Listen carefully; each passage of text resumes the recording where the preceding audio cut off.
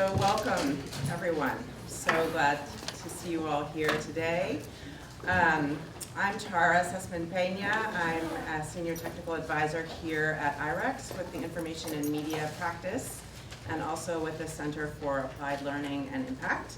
And we're really excited to welcome you to this event today with IREX and the Broadcasting Board of Governors on big media, big data, and big media too, big data and media development and questions of impact and how do we assess impact of the media and information work that we're doing. I just wanted to let you know, you probably noticed that there's a camera in the middle of the room here, so just that you know the event is being recorded, it's being live streamed, it's also being live tweeted, and we'd be happy if you find something interesting that you'd like to tweet out. You can use the hashtag MediaDev, that's Media DEV. You can also tweet at IREX or at IREX Media. And if anyone from the BBG wants to pipe up with another hashtag or a handle, apologies for not having that. So I guess just very briefly, first, I know we come from different places, so for those of you who aren't familiar with IREX, I know as many of us are, we are an international development organization who works in about 100 countries around the world. In addition to the work that we do in building stronger information and media systems, we also work to strengthen governance institutions, to help create better quality education, to cultivate leaders, and to empower youth. Then the Broadcasting Board of Governors, who we're very happy to be hosting here today, also known as the BBG, is a networked global media agency. The 5 media organizations that comprise the BBG complement and reinforce one another in a shared mission vital to the U.S. national interests, to inform, engage, and connect people around the world in support of freedom and democracy. And we're going to get a lot more into what that means and how we look specifically at how well they're fulfilling the mission, and that's sort of the big part of what we'll be talking about today. Together, the BBG media organizations communicate each week with more than 278 million people across the globe. So I'll just give you a very quick rundown of what to expect today in terms of our agenda, and then we'll get going. So first, Kristen Lord, the president of IREX, is going to give some welcoming remarks and a bit of framing for what we're going to be talking about here today. Then I'll turn it over to Sonia Glaucol, who's the research director at BBG, who will share the BBG's new impact model that they've been developing over a couple of years, I believe it is, and how the BBG is leveraging its data to understand a little bit better about the impact that they're having. We're really excited to see what they've been doing with that. And next, Leon Morse, who's the managing editor of the Media Sustainability Index here at IREX, will give a presentation on the MSI, basically where it is, where it's been for the last 16 years, and where it's going in the future, and how that relates to looking at the impact of media. We're going to open up and have some questions and discussion, and then John Lansing, the Director and Chief Executive Officer of the BBG, will close the day. So that's how things will go. I think we have a really exciting next hour or so for you, and I hope you will enjoy. So now on to Kristen Lord, who will introduce. Thank you. And those of you on the side, feel free to move up. There are several seats right in the middle here. Good afternoon, everyone. Thank you so much for coming. I'm really pleased to be co-hosting this event with the BBG. Welcome John Lanzig, other colleagues from the BBG. Welcome IREX alumni, and also we have some very esteemed gurus on this subject in the audience, and I'm glad, as well as some old friends of mine, so I'm glad they're all here as well. I will be very brief. I just wanted to give a little bit of context for this discussion. I'm really, really pleased that we've banded together to look at this issue. And it's not just a scholarly matter. It's not just something that we ought to understand because people in this room are experts in the media area and we need to refine our tools and our understanding. It's really critically important to development, to governance, to justice as we go forward in this world. And the media environment is no surprise to anyone in this room, is under a great deal of threat.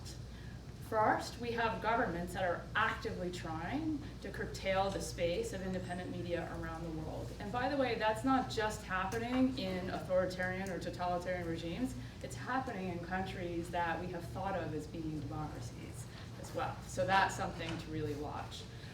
We have traditional purveyors of quality independent media whose business models are fundamentally under threat because of technology, because of competition, and they have yet to really find their way. We also have the rapid rise and spread of propaganda and fake news, and propaganda is as old as human speech. But there's some very new dimensions to this media environment, this propaganda, this disinformation environment that we've really yet to come to terms with. I mean, indeed, it's affecting our own presidential race and presidential inauguration in some really stunning ways here in this country that, you know, if any of you predicted this, kudos to you, because I didn't quite see this kind of environment coming with this sort of speed. So it's really a great time to be using data to take a hard look at this environment, to help us craft solutions, to help us build the kind of media and information environment we need to accomplish our ultimate goals. These are strong independent media are not goals and ends in and of themselves. We want these things because they are what empower citizens to be informed, engaged, and to manage their own governance and affairs in a just manner. We have yet, as humans on this planet, to come up with a better way. It's imperfect, yes, but we've yet to come up with a better way. So until we come up with this better way, we really need a healthy and vibrant exchange of quality information and strong independent media. Now, BBG and IREX, I think, are great partners to have this conversation and to do this kind of research. You know, on the BBG side, you know, this is an organization that's been not just been a media organization itself and disseminating quality information, but also has really done a tremendous amount both to support independent media around the world and also to develop tools and methods to understand that environment. IREX, for its part, you know, we have been a major actor in promoting independent media around the world for many, many years. You know, initially right after the fall of the Berlin Wall and the end of the Soviet bloc, and we've been involved globally ever since. The Media Sustainability Index, which I know Leon will talk more about, is in its 16th year. This is a tool that we continue to refine to help us really understand the media environments in the information ecosystem in different countries and what steps should be taken by IREX, by our partners, by national governments, by citizens in order to improve that media and information environment. So we're great partners. It's an important topic. These are just the right people to take it on, and I turn it all over to you, and thank you all again very much for being here. Thank you. Thank you, Kristen. So I'm going to turn it right over to Sonia Gauko, who will explain the BBG impact model. Thanks, Tara. Before I will tell you about the BBG impact model, let me tell you a little bit about how the model came to be as it is right now. A great many people at the BBG and outside partners have been pondering the issue of how to assess the BBG network's impact for many years. In fact, one of the original authors, Teresa, is sitting right there. When CEO Lansing came on board a year and a half ago, he looked at the model and he said, it's a great model, but it's very complex, and have you operationalized it? And when we then had to admit that we had not fully operationalized it, he locked about 40 of us in a room for 2 days, and it was a windowless room, less than half the size of this one. And what turned out in retrospect to be an incredibly good idea was that this group that then had to work on the impact model consisted not only of the network heads or the research directors or the strategists, but it also, in this group we had frontline journalists, and using their perspective to refine and actually make the impact model somewhat less complicated and really get to the real issues made the whole thing, impact model 2.0, a much better model, one that we were able to operationalize. So when we looked at impact, there's many ways. Obviously, every organization can assess impact in many ways, but we decided to bring it down right, straight, and directly to our mission statement, which, as we have already heard, is to inform, engage, and connect people around the world in support of freedom and democracy. So we're looking at impact really along 3 pillars. inform, engage and connect, and be influential in support of freedom and democracy.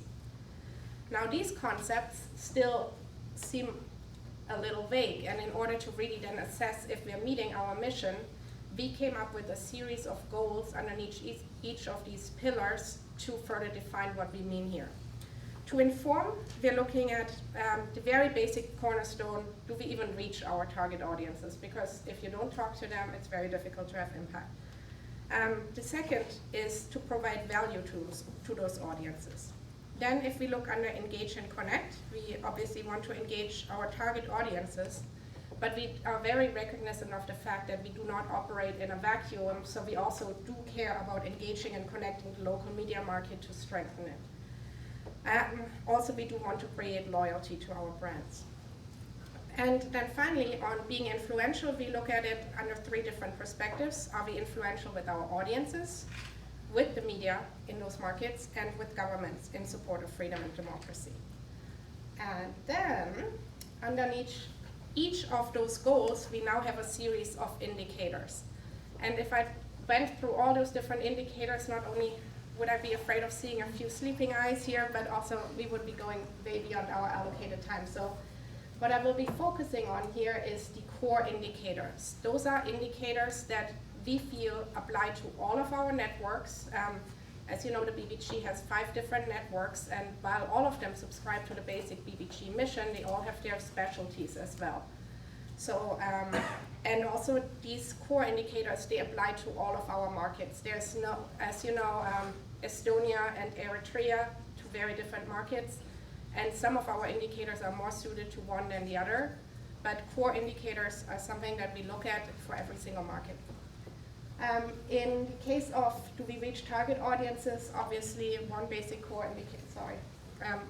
indicator here is the weekly reach amongst the general population and the digital equivalent weekly digital visits. We also have a series of optional indicators here, and I'm just going to go through one of them, which I think is becoming increasingly important for us as governments are trying to keep their populations from accessing our content. So let's pick the one in the middle, which is weekly reach amongst population with access to broadcast platform. If you nowadays looked at a market like Russia, where the BBG has lost its FM facilities, it lost its terrestrial TV distribution, nowadays we would really be looking at an audience that has access to the internet or to satellite television. Moving on to the next, providing value. Here we're looking at, again, core indicators, exceptional, unique information. This is, by the way, indicators that I've mentioned so far, they come from our nationally representative survey data. Those are large-scale surveys that we conduct in many countries every year. We would love to conduct them more frequently or in more countries, but it is a matter of budget. So we ask audiences how much of the content that they get on our networks is also available from other networks. If everything we did was available elsewhere, there would not be any reason for us to be there. The next issue is really one of the most critical that we look at is, are we credible with our audiences? And as I said, we're not going to go through all the optional indicators. Moving on to the next pillar, which is engage and connect. Here, one very obvious data point for us to look at, and which luckily we have lots of data on, is digital engagement actions. How do audiences interact with our content and with each other, actually, on social media? The next 2 come from, again, from our surveys, is we ask if audiences shared something from the network in the past week. In many countries, due to the fact that our distribution options are restricted, our primary audiences, those who come directly to us, might be fairly small. But we hope, and that's why we look at this indicator so carefully, is that those audiences then share our content with their networks. And in many cases, especially in Africa, a lot of this still happens offline through word of mouth. And we are looking at, would they be likely to recommend the network to others? Moving on to the next, this is the first one where you will see only optional indicators, because we are not always able in every single market to do these actions that we are looking at here, such as citizen journalism submissions, content co-creation. This is very difficult in countries where the use of BBG networks is actually prohibited to the population. Moving on to creating loyalty. Here we are looking at if audiences, again from the surveys, are likely to continue to use us. And I would also love to go through these two optional indicators just because they are my favorite. And by the way, this is a living document that we are reworking every year, so hopefully in the next iteration we'll end up with those two becoming core indicators as well. Because I do think they're very useful for assessing impact. One is appointment listening or viewing, such as do audiences come across our content by chance while they're zapping around different channels or just surfing the internet, or do they make it a point to seek out our content? Obviously, those who deliberately try to assess our content, that's for us more impactful. The second one is a question in the survey that asks completely unprompted, what are your top 3 sources of news and information? And obviously that's something that we would like to see our networks mentioned, not only amongst the general population, but certainly amongst our weekly audience. And in many cases, we would like to see it happening on a specific topic, such as in the MENA region when we ask, what are your top 3 sources of information on Daesh? Moving on to the be influential, our final pillar. Here, for being influential with people in support of freedom and democracy, we look at, do we increase their understanding of current events? And if I may criticize our own model, but this is a question that we ask in our survey. Ideally, and we've had a lot of outside feedback, ideally we would assess this particular question by asking a whole series of knowledge questions. However, our survey is already an hour long, in a good case, and I have sat through several that were over 2 hours, and that's painful. And also the other problem is, as I said earlier, we had used those core indicators for all markets, and so far, despite the fact that we've reached out to many academics and help here, we have not been able to find someone who could bring up a series of 10 to 15 knowledge questions that are equivalent throughout the world. In one country, it might be very easy to name a vice president, and another one, it would be virtually impossible. The next one is, do we help users form opinions on important topics, which I do think is pretty self-explanatory. It also comes from the survey. And now, for the next one, anecdotes about impact related by audiences. This is the first one where we are actually venturing away from data, from hard data. It's a different type of data. It's something that we collect when we want to see what happens with our stories in the field. Our journalists oftentimes, they will publish something, then they get reactions to it. That's what I'm talking about right here. Moving on, being influential with media. Here we look at things, do we drive the news agenda? Are our news regularly picked up? Do we cause improvements in journalistic practices? We benchmark ourselves against other international media, but also against domestic media. And we see if we have influence on media operators in a market.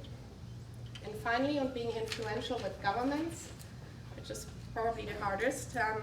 Here we look at, our indicator here is attention from public officials, and that can be good attention, such as we are reporting on a problem in a country and the legislature will pick up this issue and make a change.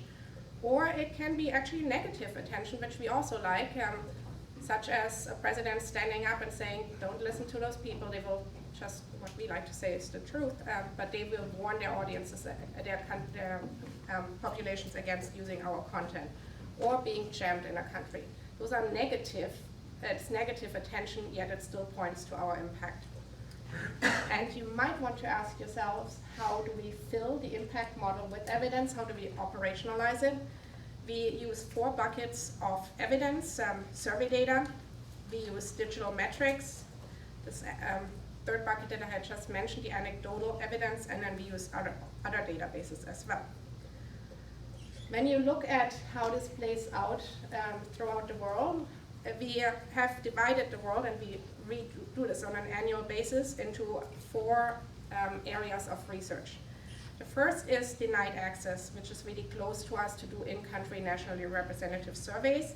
And those are the only markets, and you see 5 named here, where we will allow our broadcasters to substitute nationally representative data with anecdotal evidence, qualitative. For example, for North Korea, we do surveys with travelers and defectors. But that's something whenever we talk about it, we make very clear that this is not nationally representative data. And when you then look at, then we have countries with limited research, where we are able to do in-country research, but the populations that we poll might be reluctant to admit the use of our broadcasts, which is oftentimes illegal, or the impact, such as Iran, China. And then we have countries in active crisis, where we oftentimes have to postpone research, Syria, and all other markets are open to research. And when you play this out on a map, you can see the gray countries are ones that we are not specifically targeting, but most of the countries that we are targeting are in the green bucket, which makes me very happy because that means they're open to research. And now let me tell you, I've told you the theory of the model, but let's see how this actually pans out. We picked the case of Ukraine, mainly because we have very fresh data here, and the MSI is also there, and Leon will actually pick up from there and continue talking about Ukraine.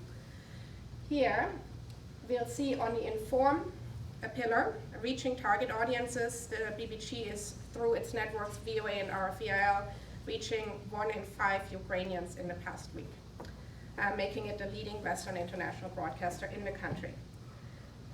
On the second goal under Inform, we are providing value because over 2/3 of our regular users find our content trustworthy. It's a good figure, but this is something that we're certainly working on, and it's something that we set ourselves as a target to make this figure even higher, because we believe we can get it above 80%.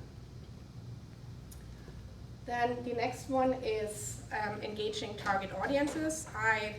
The first two, by the way, were from a survey that we conducted last summer, so you can argue it's old because we cannot constantly survey a country. But the data that I have here, the more than 20,000 shares on the Ukrainian Facebook pages, comes from just last week. So obviously, digital media make it easier for us to have data very frequently, just from very recently. Looking at the next factor, which is to engage and connect the media market. Here I picked, for example, capacity building. And we have two examples here where the BBG provided equipment to allow Ukrainian domestic broadcasters to resume transmissions into eastern Ukraine, allowing those populations to yet again have access to Ukrainian television. And in September 2016, the BBG trained staff from 8 of our Ukrainian media partners on conducting audience research. This was done in order to make them, to improve their business models and also to make them more resilient to other influences such as business. And the final one is to be influential. When we look at being influential with people, we have over 3/4 of regular VOA and RFEIL users who say that their understanding of current events has increased thanks to the broadcasters. We have, for media, being influential with media, again, we have 2 examples here from the anecdotal bucket. And by the way, anecdotal, just there have been some discussions that we had internally. Anecdotal doesn't mean that I heard it from my grandmother. This is something we do actually track. You cannot just report what you heard. We always, when we use one of those examples, we do look for secondary evidence for it.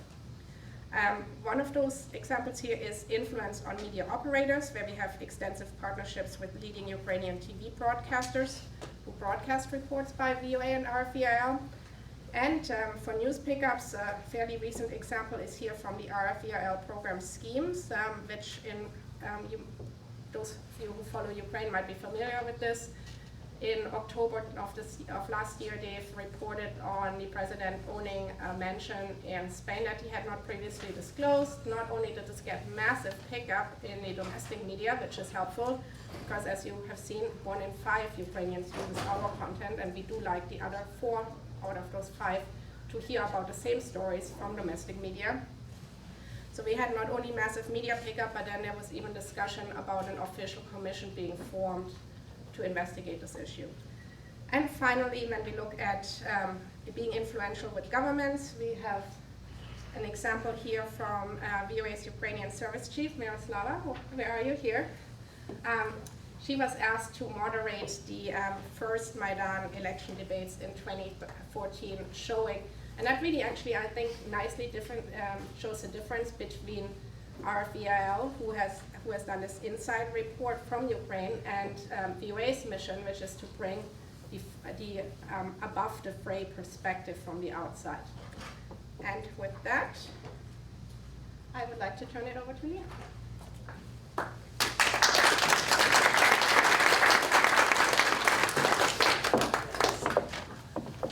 just say one quick word first. Thank you. Sorry. That's fine. Thank you so much for that. And it just really drives home, I think, the importance of the audience research, and understanding the audience. And the BBG is an incredible example of a lot of rich audience research and some really interesting creative things you can do with it. I think those of us who work in media, I think, wish that we had the capacity to do sort of that kind of extensive audience research. And I just wanted to give a small teaser that we here at IREX in the information and media practice are working on a new approach for our information and media work that we're going to be rolling out very, very soon. And a piece of it is in reflection of what's going on with sort of the changing role of the audience, in addition to some of the greater forces, political and economic, that Kristen mentioned in the opening. So with that, Leon.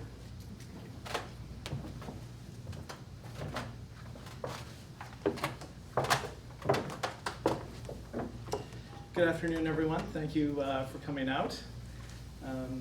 I think that there's a lot of similarity between the measuring impact of an individual media outlet or a network of media outlets, in the case of BBG, and measuring the impact and the performance of a media sector at whole. And working together to put together this presentation has really driven that point home to me, and it's something that's certainly a lesson that I'll be taking away from here, as Tara mentioned, as we continue in our evolution of our media approach, and of course the Media Sustainability Index along with it is something that I'll be focused on. In the case of IREX's present Media Sustainability Index, our way of measuring the effectiveness of a media system, it all began a little bit more than 15 years ago. It began in the late 1990s when IREX was working primarily in Eastern Europe and the former Soviet Union.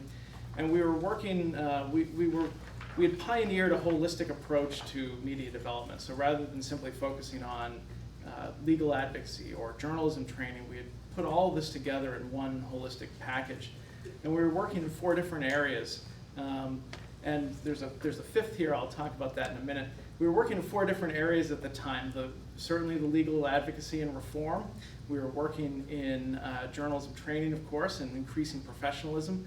We were also working in increasing the ability of media that were newly independent to manage themselves well. We were also finally building the supporting institutions such as journalism associations or professional associations to support their colleagues and improve the performance of media as a whole. So when we decided to measure how a media sector was doing as a whole and to assess it before we began work, we sat down as a group, as a practice, and we identified those 4 areas, of course, and then a fifth, which we call plurality of news sources.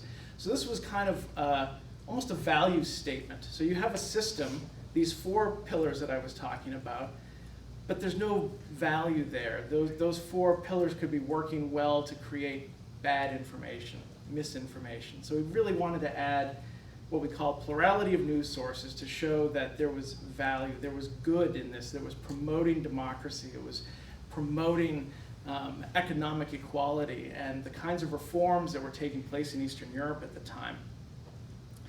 So within each of these 5 objectives, we called them, I won't go through all 5 of them here, but just to put one up on the screen for you, we came up with several indicators. And you'll note that there's a normative statement that leads off the objective title and also each of the indicators. So it says, journalism meets professional standards of quality. Well, what do we mean by that? So we came up with indicators for each of these objectives, and here's some examples. So it's some of the basic ones that you see at the top. Reporting is fair, objective, and well-sourced. But we also didn't want to leave out things like pay levels for journalists and how that impacts their ability to perform, or the existence and the quality of niche programming, investigative reporting, for example, economic reporting, even sports reporting, and niche topics like that. And we decided that we would rely, as a way to measure these, on our trusted sources in each of the countries where we worked and where we would be working, and that is local media professionals. So we turned these sets of objectives and indicators into a questionnaire. We provided that to groups of panelists. In the case of the Media Sustainability Index, as it has been for most of its life, about 12 journalists, editors, media advocates, marketers, journalism professors in each of the countries that we were studying. And they got together not only to score those indicators, but they got together as a group to talk about what was going on in their media sector. So from that you would get a set of scores, and you would also get a significant amount of qualitative information. And we've turned that into, typically for each chapter, it's about 12 pages of in-depth text that really tells you what's behind the scores. Why are the scores coming out the way they do? About 5 years ago or so, we began to recognize the importance of the audience. Now, we had been for a long time, and the whole media development field had been working for a long time, and under the assumption of, if you create good information, if you create the institutions that can create sustainably good information, that good things will come of that as a result. But we haven't always seen that. We have in each of the countries we've worked, and as Kristen mentioned at the beginning, established democracies as well. There is a wealth of good quality information, but it doesn't always achieve the kind of ends that you're hoping it will. And so we began at first by saying, well, what's the public's perception of how the media perform? And we came up with a separate study. We call it Objective 6. We've piloted it now in 4 different countries: Lebanon, Ukraine, Georgia, and Moldova. And as you see, it's again a normative statement. It says, the media serves citizens by providing useful and relevant news and information and facilitating public debate. And again, there's about 7 indicators. These are online if you're interested. But really, this was kind of a first step for us. And as Tara mentioned, we'll be moving the Media Sustainability Index ahead, just as we move our media approach ahead, to really look at not only what is the job the media is doing, but what is the job, how is the information space working? How are people consuming information? How are they generating their own information? How is that used by the media? How are they sharing information generated by established media? And importantly, how is this discussion hopefully productive or counterproductive, possibly?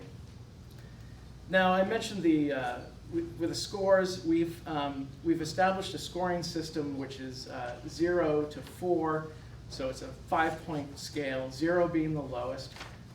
It just says basically that the country doesn't meet the stated, even minimally, or barely meets the stated objective, all the way up to the 3 to 4 range, which says yes, it does. But importantly here, note that it says that it's sustained over time, over different changes of government and different changes of social convention.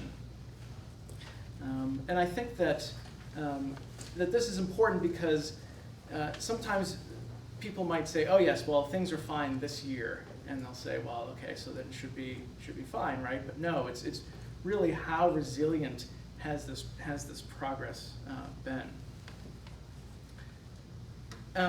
Before I move to the Ukraine case study, I just wanted to say that there were other similarities that I found in listening to Sonia talk about their BBG's process.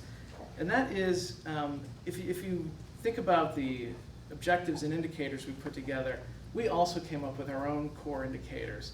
We've studied Eritrea with the Media Sustainability Index. We haven't studied Estonia, but we do study countries like Croatia and Bulgaria and Romania, so countries that are part of the European Union. And it was very important for us to come up with core indicators. So I thought that was a great point that you made, and it was a similar experience to what we had. And of course, there were limitations as well. You talked about the time taken on a questionnaire. And when you consider that the Media Sustainability Index has about 40 different indicators, and if you really want your panelists to take their time, you're talking about 40 questions, 80 to 90 minutes. That's a lot to ask of someone. I mean, I feel bad with all the requests for feedback now that I get because I do this work. I feel bad when I say, no, I'm not interested, I don't have time. And so to think about, these are real limitations when it comes to methodology. But let's move on to Ukraine. So we're looking now, Ukraine was in our initial study in 2001. So we're looking at about 15 years of data. And you see a track. At first there was some downturn, but then quickly Ukraine took off and was doing very well. And then you see a peak. You see a peak right about here. I don't know if I can get right about there in 2005. This is the first objective. This is our freedom of speech objective. In the scores, you'll see a peak in 2005, and then a slow decline. And in the case of this, first of all, this decline was something that we saw almost universally. In 2008 in particular, it really started to hit hard. It started a little bit earlier in Ukraine. In other countries, the peak was 2006, even into 2008.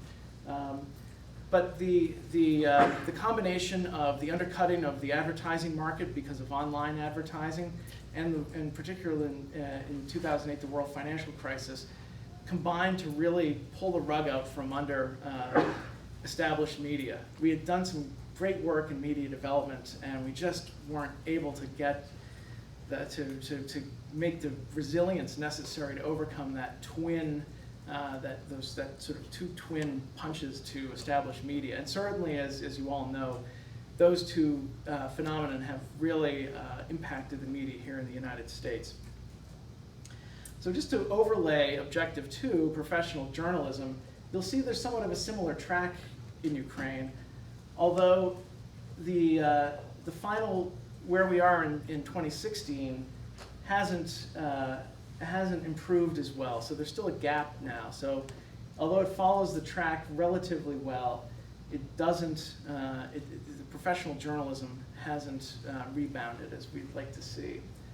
The plurality of news sources, so you're starting to see a trend. I mean, the scores do oftentimes fall similarly and rise and fall similarly. But when we move to business management objective 4, you'll see there was quite a high peak over in 2005. But then that one, worryingly to me, this is where the data to me can really become useful, is to identify what is lagging, what is the opportunity to continue working. And in Ukraine, it's primarily here, the business management objective. If you see, it has a score in 2016 of 1.57. So thinking back to our scoring definition, that means it's what we call an unsustainable mixed system. There hasn't been enough progress to really create sustainability, to create the kinds of institutions that can continue to generate good quality information. And so while others have rebounded, that one hasn't, and that's very worrying to me. And I think that if you start reading, when we get into some of the quotes from panels, you'll see that there's a connection between that and the professional journalism objective. And then finally, you look at supporting institutions. This has been one of the better performing objectives in Ukraine. You see that it achieves some of the highest scores historically. Now finally, in 2016, as I mentioned, we piloted what we called Objective 6, public's perception of media performance. And there, there's no line because it's only 1 year, but you'll see that it's a score of 1.85. And that 1.85 was interesting to me because it almost matched exactly. It uses, again, we're using a similar scoring system.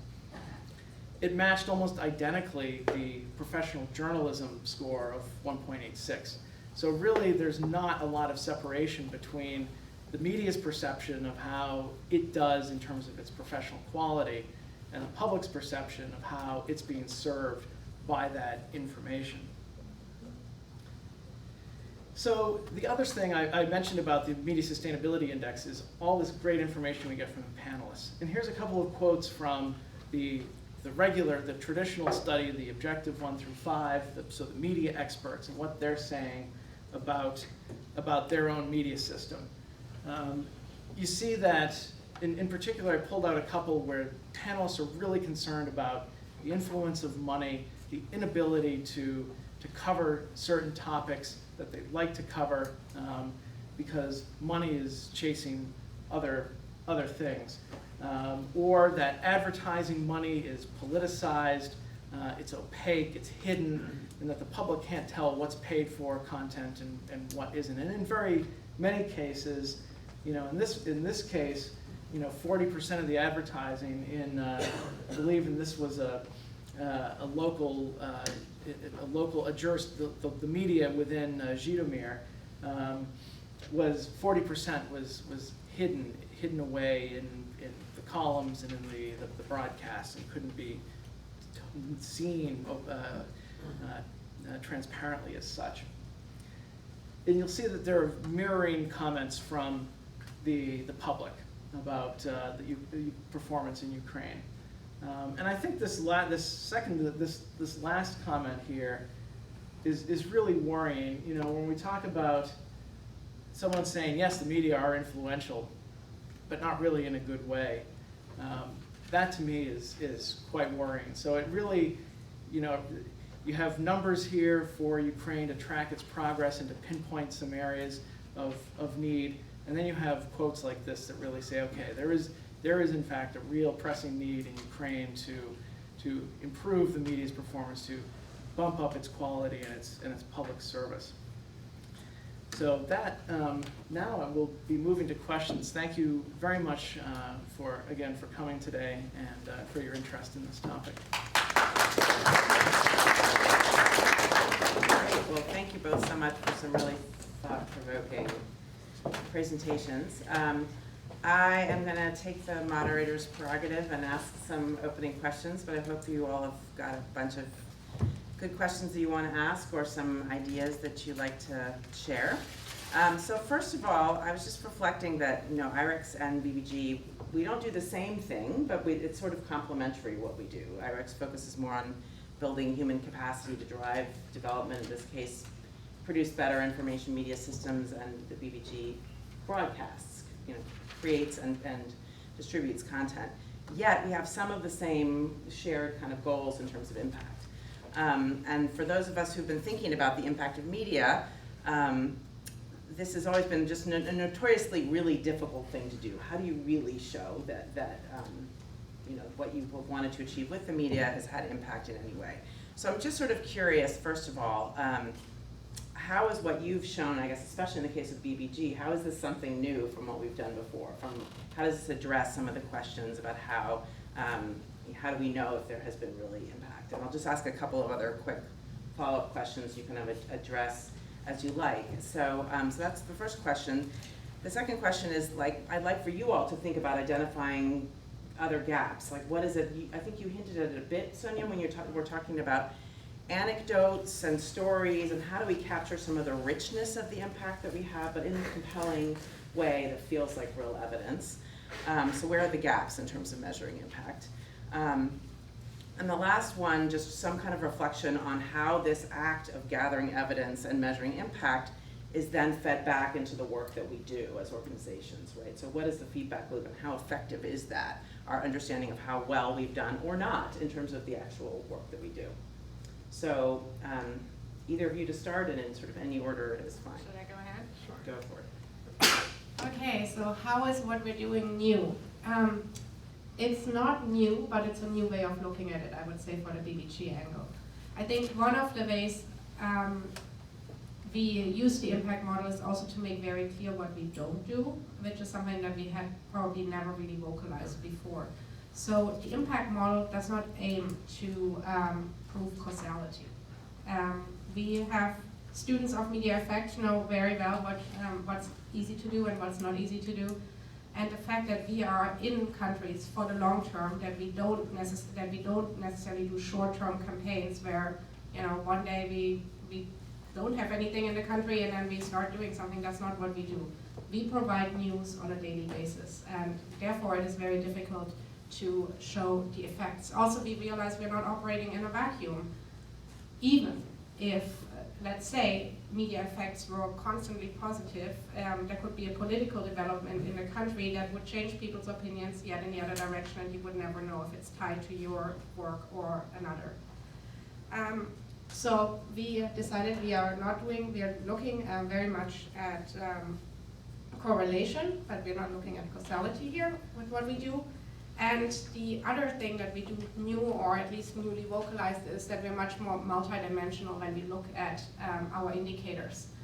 And I really want to point a finger at myself. Some of us are real data snobs and want numbers, and I do so very much.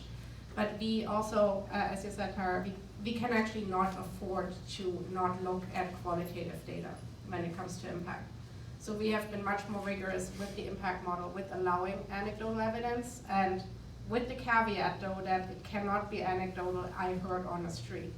It has to be evidence-backed anecdotes. So those are the two things. And Leon, did you want to talk on the first point, or? Sure. Well, I think what I saw that was new today is thinking a little bit more in depth about. I mean, I know you can't show causality, but you can. When you do look particularly at, for example, the influence on government, I thought that was a good approach. Even to say, well, we'll even measure the bad attention that we get. I thought that was useful. I mean, because you're right, you can't show causality, because for every example of we reported this, or the media, in the case of maybe the Media Sustainability Index, looking at the whole sector, the media reported on some scandal and there was a reaction as a result. You also hear in country studies, hey, we here in the media, we are trying, we reported on this and nothing happened. And there's something else, that it's what the audience does with the information. But still, I think focusing on in questioning respondents and in looking at government attention, I think that was an interesting thing to include.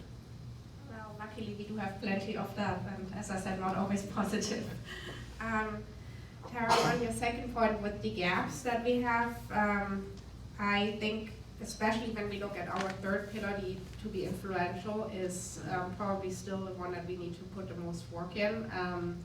We are taking steps towards it. We are looking at, currently when we get anecdotal evidence in, it comes in, let's back up a little bit. Journalists are very busy people, and the number one thing that they need to do at the BBG is get these really good stories that then have impact.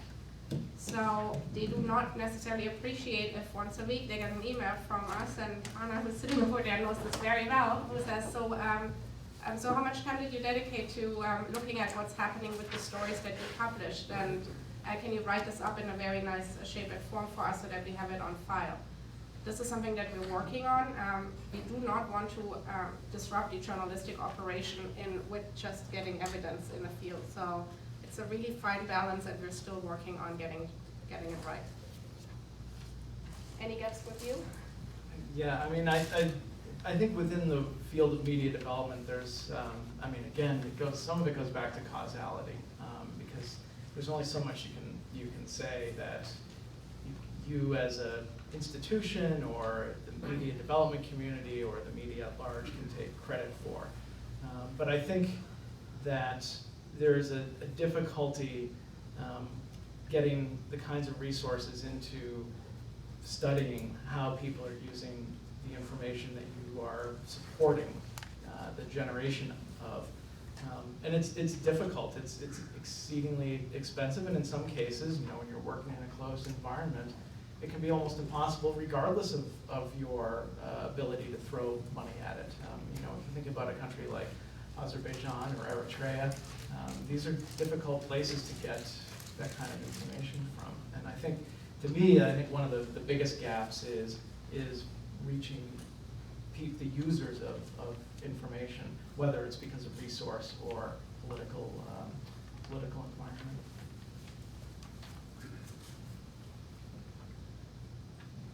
You have the honor. Any final question? I just thought I'd sit down. I thought it'd be a little nicer. Any final comments about the question of feedback loops, about how what you've learned feeds back into practice at each organization? So in terms of feedback loops, what we learn is we actually use the impact model down to every single level. So for example, when in an annual strategy plan, let's say I'm service chief of a certain VOA service and I would like to start a new website or a new Facebook page to get young people engaged in discussing corruption. At this very moment already, we come in on an annual basis and we ask that we use targets that come straight from the impact model to then later, at the very beginning, to then later see if that goal was achieved or not. So in that sense, we do have a built-in systematic feedback loop. Yeah, I would say as someone who reads every chapter of the Media Sustainability Index, I edit them, but I sort of course, read them. You start to see trends, and I think one of the things that has emerged from the Media Sustainability Index, or several of the things that have emerged from the Media Sustainability Index over the years that have impacted the way we're doing media development is, I guess the first example, well, one of them I mentioned already in this, it comes to my mind in Albania, where in particular, among other countries, but in Albania, panelists there were complaining, we're reporting on this and nothing's happening. Why is that? Or to think about the work that we were doing before with developing institutions, business management. We, as a media development community, not just IREX, but organizations such as Internews and others, created very strong institutions, particularly in the former Yugoslavia and Eastern Europe, created very successful media. But they weren't, we built them successful to a point, and that was we built them as successes in an old model, in a dying model. And it's not really our fault. The whole media profession, the whole media industry didn't see what was coming. But that being said, this provided the kind of feedback to know that this was a limitation and we needed to change what we were doing and begin focusing a lot more on the audience, not only for what they do with the information, but then how they develop value and loyalty to media, and really helping us place a focus squarely on that. Great, so I'd like to open it up to comments and questions. We have a microphone going around, and I'd ask that you wait for the microphone and please state your name and where you're from for the live stream. There's a question in the back. And in the interest of, whoops, I think you're going opposite ways around the pillar. In the interest of sort of a lively and inclusive discussion, try and keep your points to the point. Thanks. Thank you so much for the discussion, very interesting. I'm Nina Jepelitsa from Ipsos. Would it be possible to elaborate on your definitions of target audiences? Do they vary across markets? Are there different ways you, under different categories of a target? How has this evolved over time? Thank you. Do you have target audiences? Not in the same way. Okay, then it's probably just for us. We have yes, it's true. We have target audiences for every language service, for every country. This is something that's, again, reevaluated on an annual basis. And it's a pretty complex process consisting of many factors. But in a certain country, it might be young elites, because we do feel in a country, especially in a country where that's extremely close to us, those might be the only ones who have the means to, again, the internet or satellite TV, who might be able to access us. In another country, it might be going after everyone aged 15 through 30, because we do feel that's where really the bulk of change can happen in a society. So it's very country dependent. And in many, in fact, I think in most of our markets, we do have multiple target audiences. So we might have a very small micro-target in one way, such as women with sons in their teenage years, because we do feel they can be a positive factor on them. At the same time, we might have those teenagers too, and then we might have different programs going after different target audiences. There's a question back. Adam Powell from the University of Southern California. From this type of descriptive data, so enormous amount of data, is it possible to extract some prescriptive recommendations for John Lansing and his colleagues for a different programs, different emphases, and shifting resources? And maybe your last remark about different audiences, different countries is one way of looking at that. Well, I can start with the Media Sustainability Index experience, and I think the answer is yes. I think when you start looking at trends not only in one country but across countries, where out of our 5, for example, of our 5 indicator objectives in the formal Media Sustainability Index, you start to see over and over again the laggards being objective 2 and objective 4, so professional journalism and business management. You can really start to see that what is holding back the performance of the media in many cases isn't what you might think, the legal atmosphere. It's actually the control of financing, management performance, and then how that impacts the quality of the output. And then, of course, the quality of the output limits the ability to generate the kind of loyalty and value of the audience into that media. So I think that's one of the things that I've pulled out in terms of recommendations for developing a media sector. I think from the BBC side, since we've only operationalized this new version of the impact model for less than a year, it's a bit hard yet to look at global trends, but there's a few things that have definitely already popped out in terms of really practical recommendations that came out and have been communicated, such as we've seen in certain cases that credibility of users on one platform might vary, of our content by users of different platforms might vary quite a bit. Which I do think is actually mainly linked to the platform rather than to our content on the platform, but we would see lower credibility on internet than we would see on television. And television is usually also higher than radio, because when we then followed up with qualitative research, we really believe, we see that the power of the visual is very strong. So that's something that we have seen, we have communicated, and we've taken into account building future strategies. That's literally just one example that I can think of right now. Other questions, comments?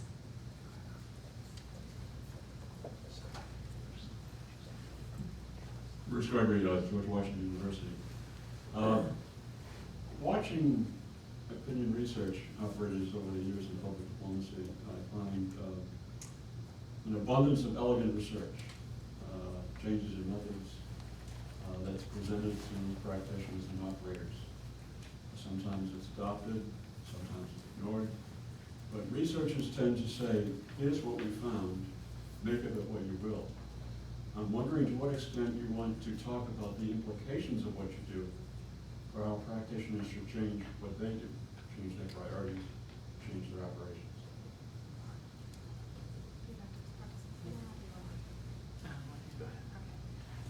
But that's very true, and I think I found the same thing. And I used to be, quite frankly, I used to be more of the persuasion, here is what it is, and you make of it, because it's easier.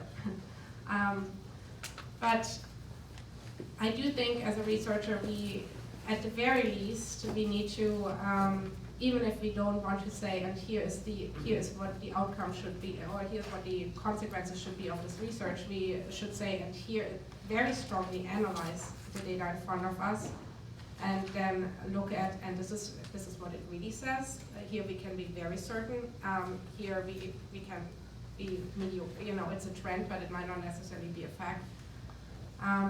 So over the time, and especially now looking at impact, I'm getting more prescriptive, but I also do think there's a bit of a danger in there. So I still very much value being allowed to operate in my research bubble rather than necessarily being pulled in. I like to give strategic recommendations, but I don't like to call myself a strategist. So, and I do think I can speak for my research colleagues at the networks. That's at least how at the BBG we identify ourselves, but I do think it also varies very much by organization. Yeah, I think Sonia said that it's easier to not do it, and it's not because it's intellectually easier, it's because it's, in many cases, politically easier. I know in the case of IREX, I mean, we are, we are a non-political organization, and we're not an advocacy organization. There are many other organizations out there that do great advocacy work, and we hope that they use the findings of, for example, the Media Sustainability Index to inform their advocacy. That being said, we've begun to include recommendations from the actual panelists. That was something we pioneered last year because we felt that it was still sort of non-partisan enough, because we can say this is coming from our panelists whose opinions go into the scores anyway, and it's not specifically an IREX position. But it does create it could create a difficulty. I mean, one of the advantages of not being an advocacy organization is that you're not immediately turned away at the border when you go there to try to do research. And I think that's I think that it's an important partnership to try to remember that there's the research that we do is then used by others, and it's sort of behind the scenes, how do we cultivate that? And the Media Sustainability Index is used by academics and advocates and media rights organizations. It's used by policymakers. So it does sort of weave its way that way, but it's not, which we have historically tried to shy away from making it an actual position paper kind of a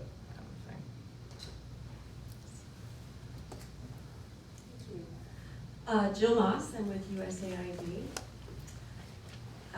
Leon, Sonia, I noticed we have two academics here, and I'm wondering, under the current open government move for all data that is U.S. government funded and paid for, and its curation made available to utilize for academic scholarly research, would both of your organizations be willing to make the data open and public so that academics could potentially correlate it with other indicators, economic indicators, trade indicators, et cetera? The Media Sustainability Index data, the data that I shared, is available on our website for all the studies that we've undertaken. We do have limitations. We don't release the individual questionnaires.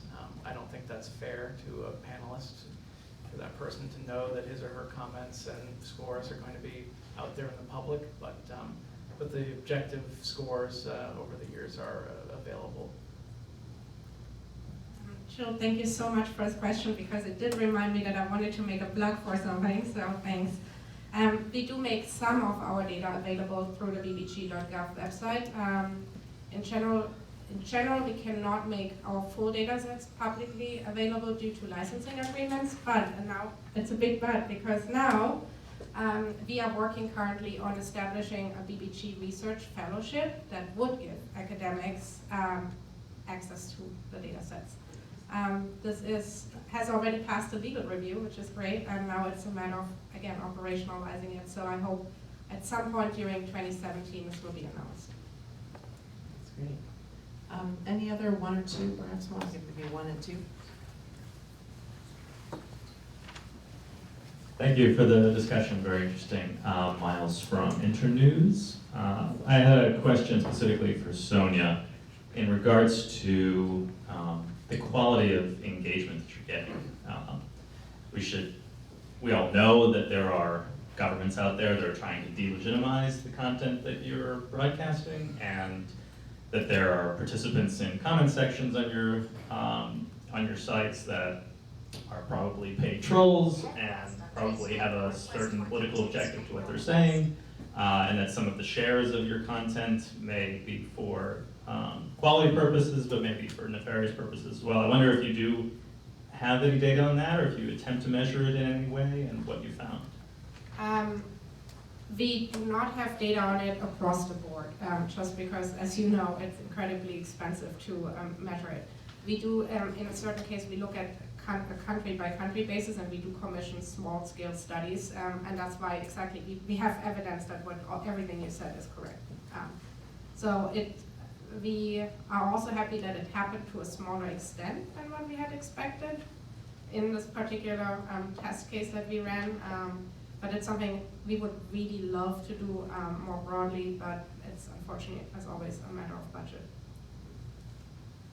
Maybe one final question here. Coming after the second one from Internews. I'm Ahmed from Internews, but I will take it from a different perspective. I was the country director of Internews in Egypt for many years, and now our office is closed. So I see the difference. I don't know if you did a survey in the MENA area or not, but I see a lot of differences happening, especially to the established media in the Middle East in general and in Egypt particularly. It is not, I think it has the same problem that what is happening in the US now. Government has spread a lot of rumors about the media until now. Nobody trusts the media, the established media. And a lot of organization, TV and newspaper now are owned by the private sector.